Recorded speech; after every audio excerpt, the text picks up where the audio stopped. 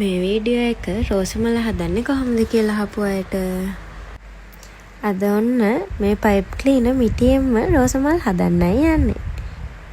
අපිට මේ වැඩේට පයිප් ක්ලීනර් කූරු 6ක් තමයි ඕනේ වෙන්නේ.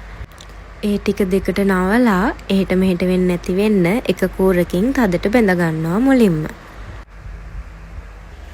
ඊට පස්සේ මේ එකට එකතු වෙලා තියෙන කූරු ටික අපි පොඩ්ඩක් විහිදවලා ගන්නවා.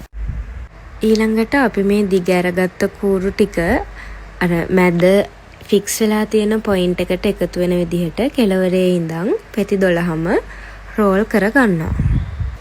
ඉතින් අපි මේ හදන රෝස මල පෙති 12ක රෝස මලක්. ඒ කියන්නේ එක කූරකින් පෙති දෙකක් හැදෙනවා.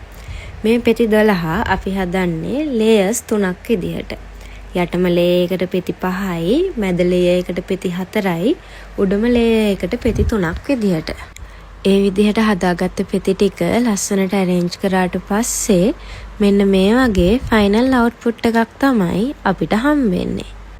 ඉතින් අද එකක් දෙකක් නෙමෙයි color combinations 4කින් roses 34ක් හැදුවා.